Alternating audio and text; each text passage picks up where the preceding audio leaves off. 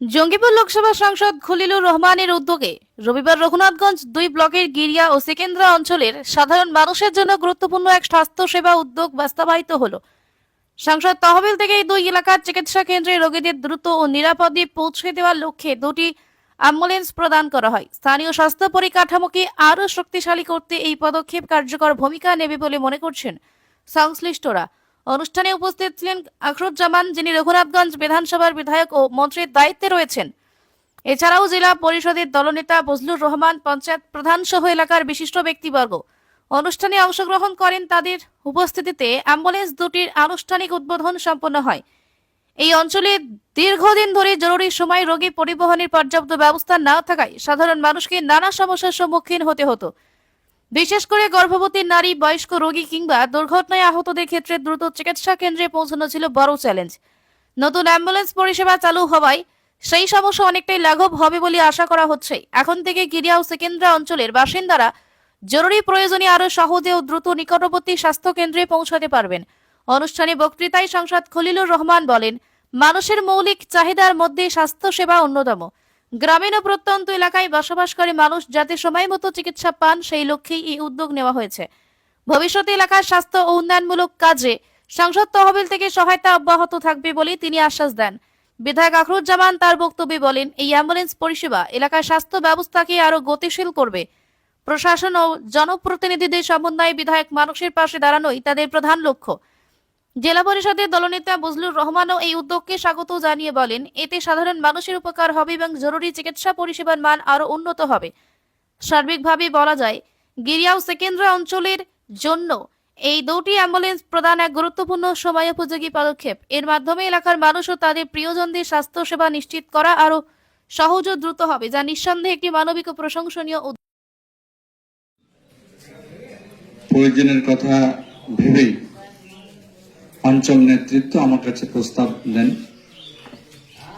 যে একটা উন্নত মানের এসি অ্যাম্বুলেন্স আপনি ব্যবস্থা করে দিন। আমি নিজেও কয়েকবার আসার পর দেখেছি যে সত্যি এখানে রাত্রিবেলা বা দিনের বেলা মুমূর্ষু রোগীদের ক্ষেত্রে স্থানান্তর করার জন্য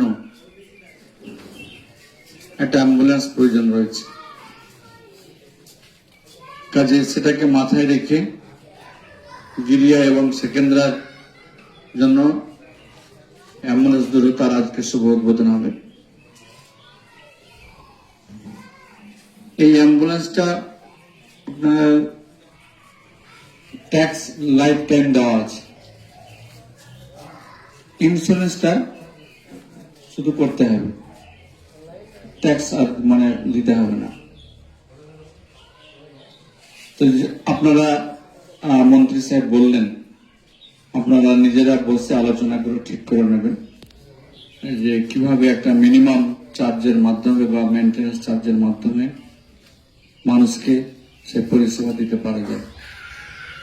পাশাপাশি আজ থেকে যে যুবসাথী প্রকল্প যে চালু হয়েছে আর কি, এটা একটা যুগান্তকারী এই জিনিসটা বা এই স্কিমটা, এটা পশ্চিমবঙ্গের মমতা ব্যানার্জির পক্ষে সম্ভব। কারণ তিনার যে উদার মন, তিনি বাংলার প্রতিটি পরিবারকে, প্রতিটি মানুষকে যে ভালোবাসেন, এই যে তিনার সে মানবিক দৃষ্টি থেকেই তিনি এই স্কিমকে নিয়ে এসেছেন। কে ঠিক আছে, তারা চাকরির জন্য চেষ্টা করে যাচ্ছে, যতক্ষণ না চাকরিটা পাচ্ছে আপ টু 40 এজ পর্যন্ত তারা সরকারি সে অনুদানের একটা যেন ভাতা পেতে থাকে। তো এটা আমাদের কাছে বা বাংলার মানুষের কাছে একটা যুগান্তকারী একটা স্কিম আর কি, যেটা অন্য রাজ্যেও আমরা সেটা দেখতে পাই না। বা আমাদের রাজ্যের এতগুলো মানুষের উন্নয়নের প্রকল্প হয়েছে, যেটা আজকে দিনে আমরা দেখতে পাচ্ছি যে অন্যান্য রাজ্য ও আমাদের রাজ্যকে অনুকরণ করছে বিভিন্ন ক্ষেত্রে আর কি। এমনিতে আপনারা দেখতে পাচ্ছেন কি ইতিপূর্বে এসআইআর নিয়ে আমরা দেখতে পেলাম বিহারে আপনার হয়েছে আর কি, কিন্তু আজকে ভাবুন এই এসআইআর নিয়ে মানুষের যেন বৈধ ভোটার যেন ভোটার তালিকায় নাম থাকে, তার জন্য মুখ্যমন্ত্রী যাচ্ছে দিল্লি, দিল্লিতে ইলেকশন কমিশনের সঙ্গে লড়াই করছে। এখানে যারা বিএলএ 2 পরিবার বা বিএলও পরিবার থেকে বা সাধারণ ভোটার থেকে যারা এসআইয়ের আতঙ্কে মারা গেছে, তাদেরকে দিল্লিতে নিয়ে গিয়ে ইলেকশন কমিশনের যে কাছে গেছে, তাতে থাকার তো দরকার।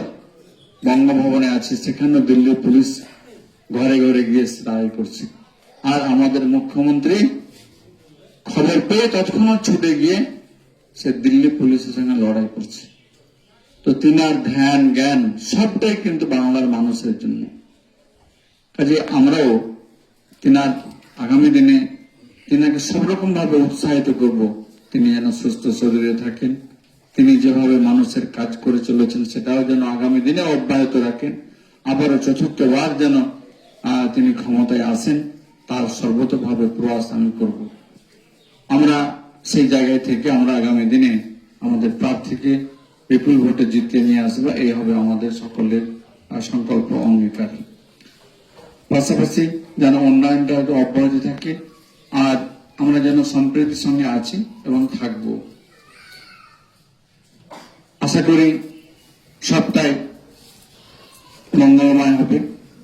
আমি বক্তব্য বাড়াচ্ছি না, বক্তব্য শেষ করতে যাচ্ছি। তবে আপনাদের দোয়া আশীর্বাদের জন্য আমি সকলের কাছে আমি বিনম্র আবেদন রাখলাম।